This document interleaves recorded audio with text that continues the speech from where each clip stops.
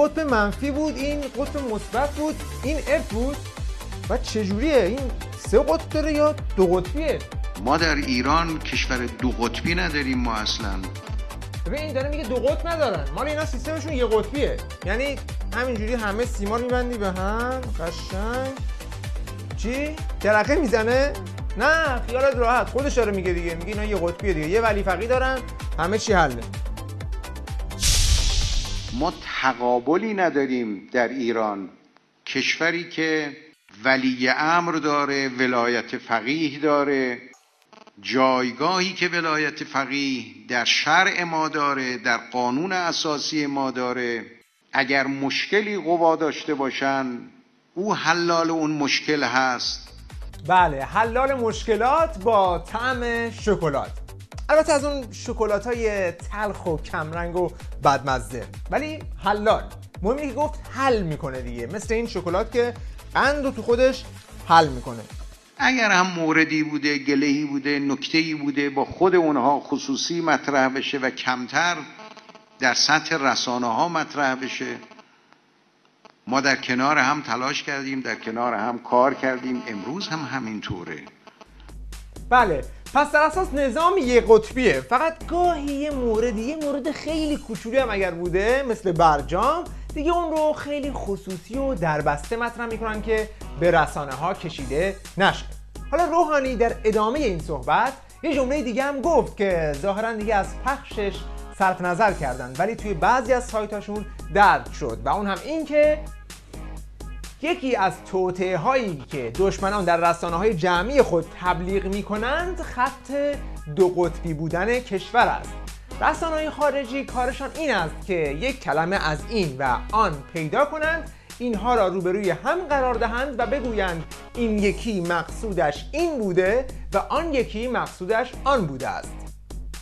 نمیدونم الان موجود به رسانه‌های خارجی محسوب میشیم یا نه، ولی تا جایی که یادم میاد این بازی رو ما هم زیاد کردیم که یک کلمه اینجا و یک کلمه اینجا پیدا میکنی، اگر جفت بیاد امتیاز میگیری. مثلا اینجا رو باز میکنی میاد علوم انسانی.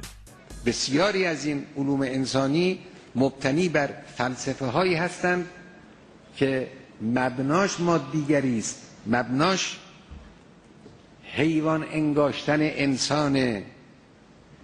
خب این علوم انسانی رو ترجمه کنیم، اون چرا که غربی ها گفتن و نوشتن عیناً همون رو بیاریم ما به جوان خودمون تعلیم بدیم، این نگران کننده است.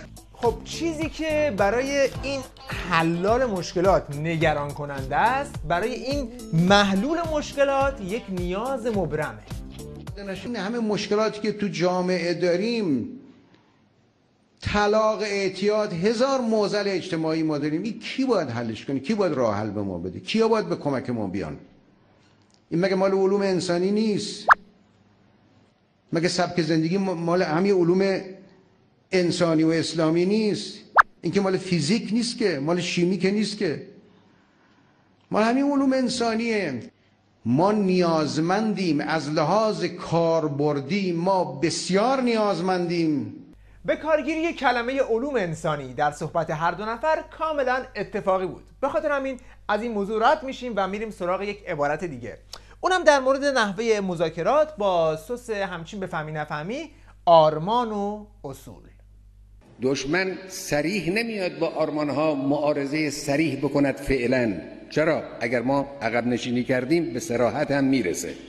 خب هیچ مسئولی معلومه راضی نیست، موافق نیست که در مقابل دشمنان کوتاه بیاد برای اینکه مثلا تحریم ها برداشته بشود یا کم بشود، از آرمان ها دست بردارن. آگوست کنت کجایی؟ جمله از این قصارتر شنیده بودی؟ میگه توی میز مذاکرات در مقابل رفع تحریم ها با آرمان شوخی نکن. ما کسی تو میز مذاکره بحث آرمان و اصول میکنه؟ اصلا اینا چیزایی تو توهمات یه عده زندگی میکنن. سر میز مذاکرات با دیگران که سر آرمان و اصول اصلا نه اونا میخوان بحث کنن نه ما، اونا هم نمیخوان بحث کنن راجع به آرمان و اصول. این که زد کل میزو چپه کرد. نمیخواد، اصلا نمیخواد تو بحث آرمان و اصول نمیخواد بکنی. تو بگو میری توی مذاکرات دنبال چی هستی آخرش؟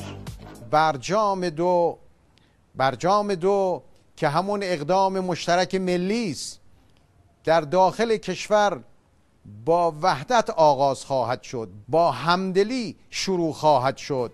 بله، پس برجام 2 قراره با همدلی آغاز بشه که شعار عظما توی سال گذشته هم بود دیگه. ایشون شعار خود عظماست، حتما مثمر ثمر واقع میشه.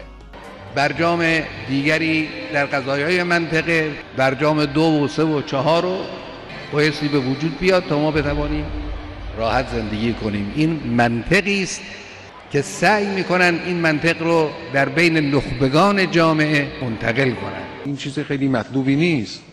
این قضیه زهرجام یا همون برجام رو اگر بخوای خیلی ساده مفهومش کنی که چقدر برای عظما مشکله یا شبیه چیه، چی میتونی بگی؟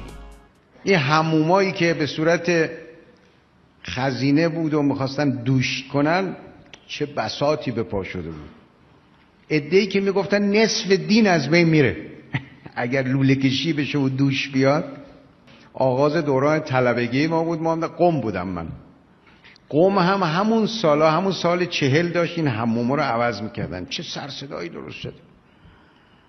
بعضی از بیکارن، واقعا کار ندارن، شغل ندارن، دوچار توهماتن، مداوم قصه دین و آخرت مردم میخورن. نه دین رو میدونن چیه، نه آخرت میدونن چیه، هیچ کدام، همش قصه میخورن. به هر حال باشه، ماجرای دوش برجام رو هم کنار میذاریم، میریم سراغ کلمه بعدی، کلمه انقلابی. من اگر بخوام در یک کلمه عرض بکنم، اون یک کلمه این خواهد بود که مجلس خبرگان باید انقلابی بماند، باید انقلابی فکر کند و انقلابی عمل بکند. بله، انقلابی فکر کند، انقلابی عمل کند. ظاهرش ساده است، فقط میمونه این سوال که انقلابی اصلا یعنی چی تو فرهنگ این یارو و اصلا برای چی انقلاب کردن؟ انقلاب کردن که ولی فقیه بیاد سر کار و مطیع ولی فقیه باشن دیگه، نه؟ اصلا انقلاب برای چی بود؟ انقلاب پیروز شدیم، خب چی مقصود؟ انقلاب برای وحدت ملی بود، انقلاب برای ادب بود، انقلاب برای این بود دیگه. فعلا بنده بگم من انقلابی ام. انقلابی یعنی چی؟ انقلابی یعنی مطیع خدا بودن. بله، پس معنی انقلابی هم شد مطیع ولی فقیه نبودن. هنوز تو بحث کلماتیم و میریم سراغ داغ‌ترین کلمه، یعنی زبان انگلیسی به عنوان یکی از جدیدترین راه‌های کشف شده برای نفوذ به درون نظام. این اصرار بر ترویج زبان انگلیسی در کشور ما یک کار ناسالمه. این میراث دوران طاغوته. باز دوباره همین کلمه برای یکی میراث دوران طاغوته و برای اون یکی تنها راه دسترسی به علم خارجی. ما امروز اگر بخواهیم به علم جهانی دسترسی داشته باشیم، چجوری میتونیم دسترسی داشته باشیم؟ امروز شما الان ببینید در شبه قاره هند، به خاطر اینکه این جمعیت عظیم به زبان انگلیسی مسلط هست تقریباً، شما ببینید در آیتی دارن چه کار میکنن.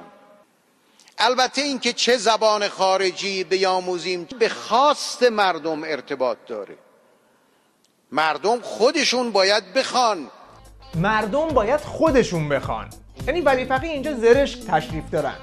کلا حرفای ولی فقیه بیشتر حکم آبزرشک رو پیدا کرده، چیزی که خودش هم دیگه بهش اذعان میکنه. مد شده از هی بگن برند فلان. برند چیه؟ برید سراغ مصرف تولیدات داخلی.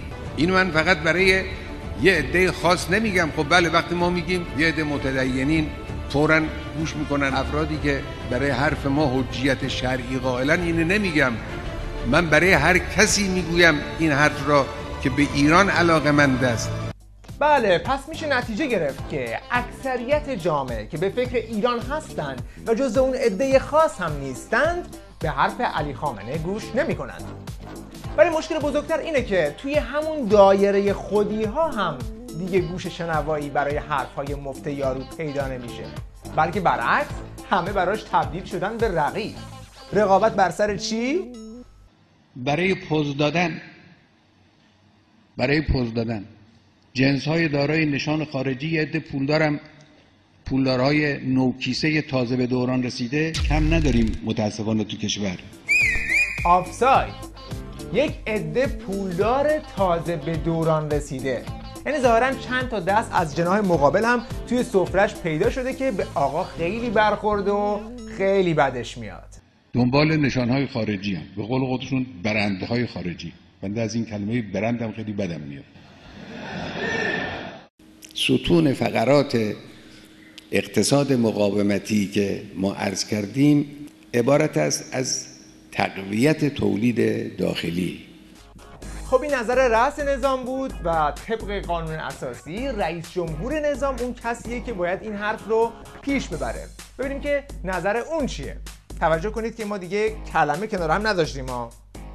امکانات داخلی ما برای حرکت سریع اقتصادی و رونق اقتصادی فعلا امسال سالهای نزدیک پیش رو وجود نداره. ما با امکانات داخلی نمیتونیم حرکت رو به وجود بیاریم. ما سالانه چیزی نزدیک به 50 میلیارد دلار جذب سرمایه خارجی نیاز داریم. دیگه حالا شما بگید که این بازی با کلمات و چیدن کلمه کنار همه یک مورد اختلاف کوچولوست که بعضی رسانه‌ها الکی دارن کشش میدن، یا اینکه نه واقعا یک شکاف هم نیومدنی در وسط این نظامه که هر روز هم داره عمیق‌تر میشه. قضاوت با شما. شب خوش.